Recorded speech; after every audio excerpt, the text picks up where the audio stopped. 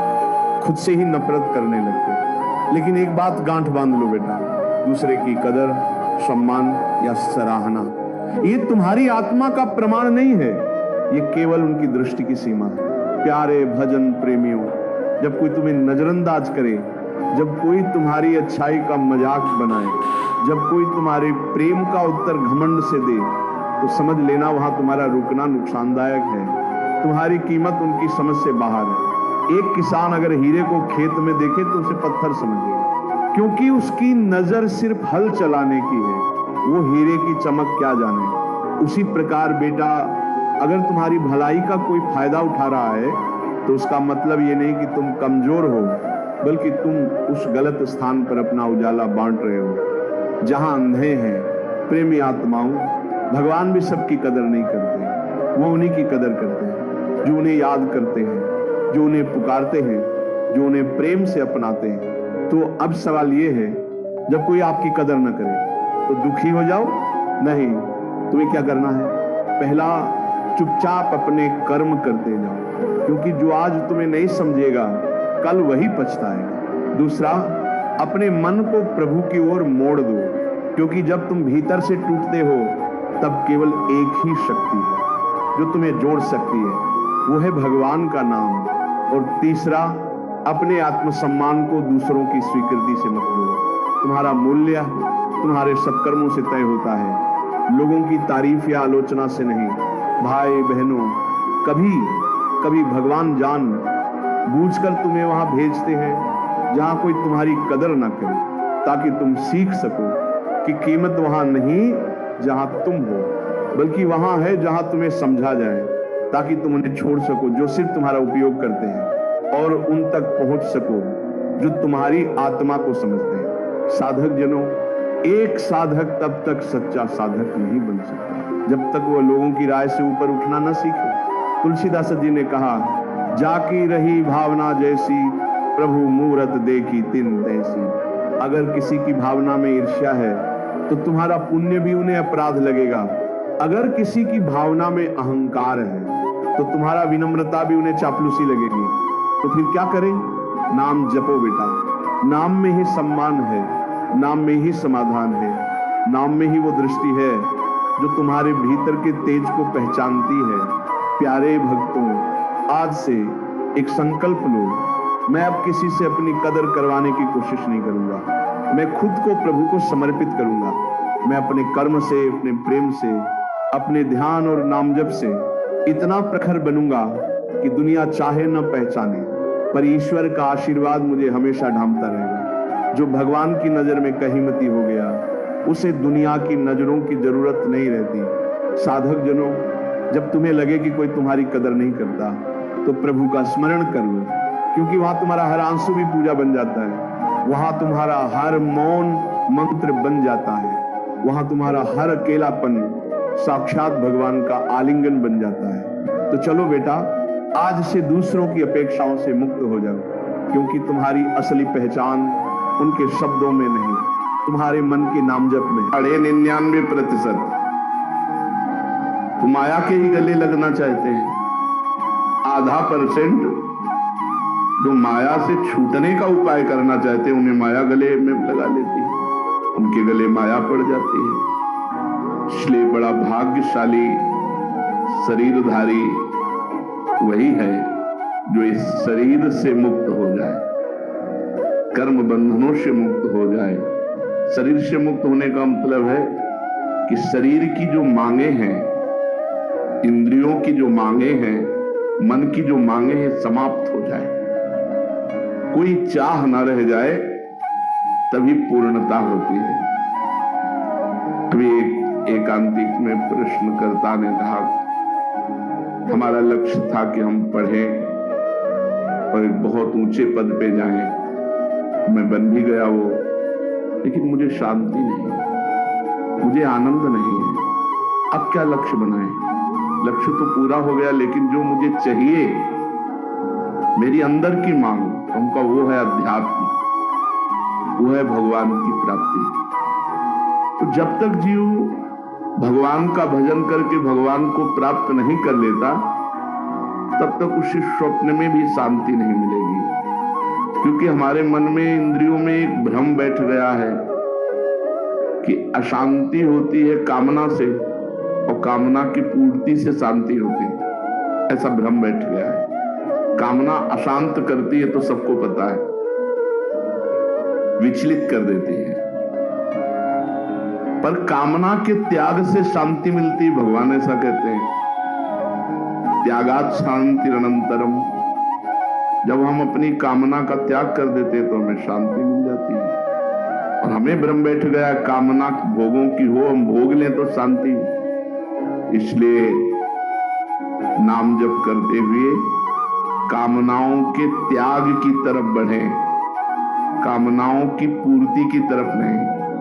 कभी पूर्ति नहीं हुई आज तक कि संसार में जितने भी मरे सब अभाव में मरे, अभाव लेकर ही गए।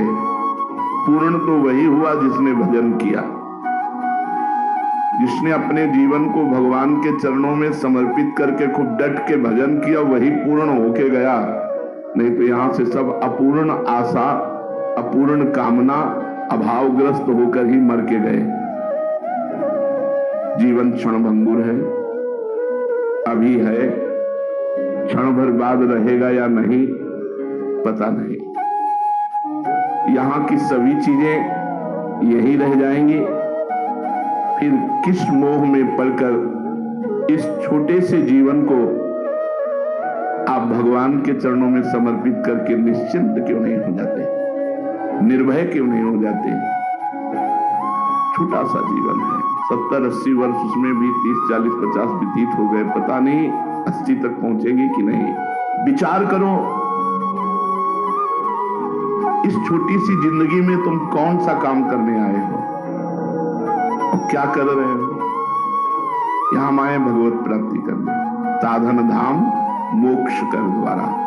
मोक्ष प्राप्ति, भगवत प्राप्ति, प्रेम प्राप्ति के लिए। और यहां कर क्या रहे हैं? अपनी इंद्रियों को दुलार, मनमानी आचरण जो हमारी दुर्गति कर दे, जो हमें और पतन के रास्ते में ले जाए।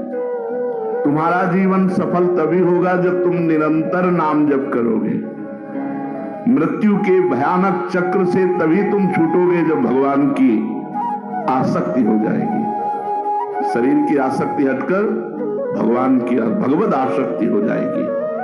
असल में परम शांति को तुम तभी प्राप्त होगे जब तुम्हें भगवान का साक्षात्कार हो जाएगा। तुमने गर्भवास में भगवान से प्रतिज्ञा की थी, रो रो कर प्रभु से कहा था कि मुझे एक बार इस मां के गर्भ रूपी नरक से बाहर कर दो, मैं बाहर जाकर निरंतर तुम्हारा भजन करूंगा। दूसरा कोई उद्देश्य नहीं, केवल भजन करूंगा। लेकिन इस भगवती माया के प्रभाव से अपनी प्रतिज्ञा भूल गए और फिर फंस गए।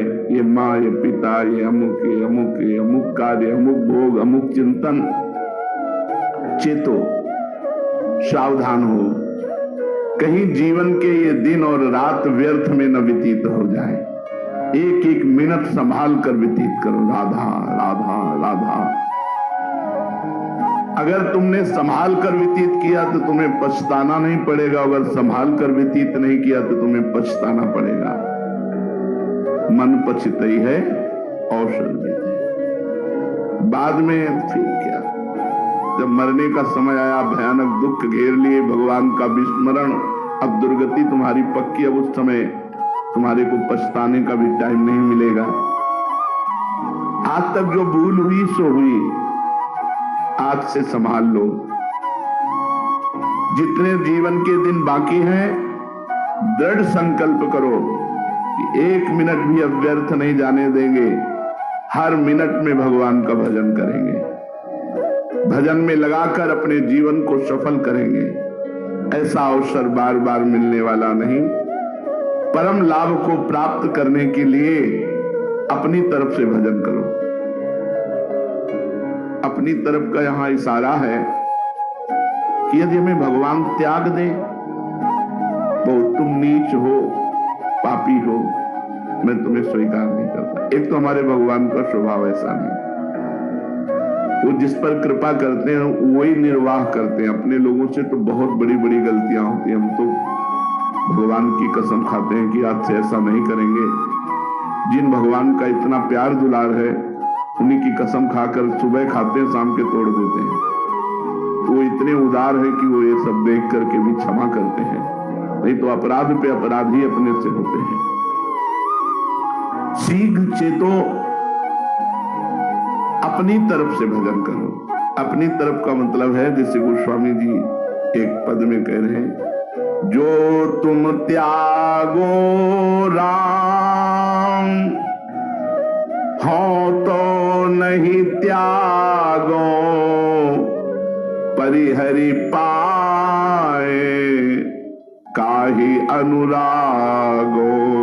जो तुम त्यागहु राम हो तो नहीं त्यागो,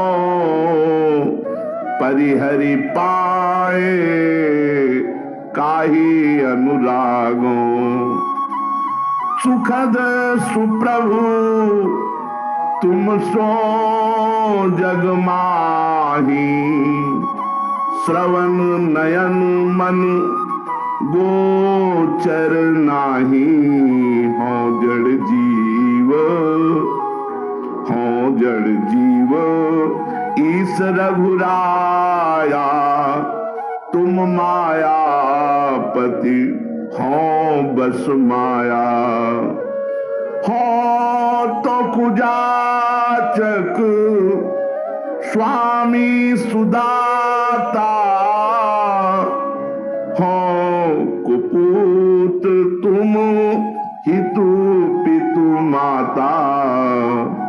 जो मैं कहूं को बूझत बातो, सो तुलसी बिनु मोल बिकातो। जो पे कहूं को बूझत बातो, तो तुलसी बिनु मोल बिकातो। जो तुम त्यागो राम हो तो नहीं त्यागो।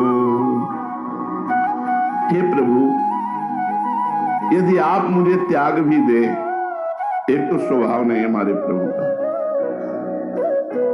विमुख भये निमिषहु न अकृपा, जब चितये तब वैसे। इतने उदार शिरोमणि हैं कि हजारों अपराध बन जाएं, फिर जब प्रभु की तरफ देखो तो वैसे ही करुणा बरसाते मिलेंगे, कभी रोष नहीं करेंगे।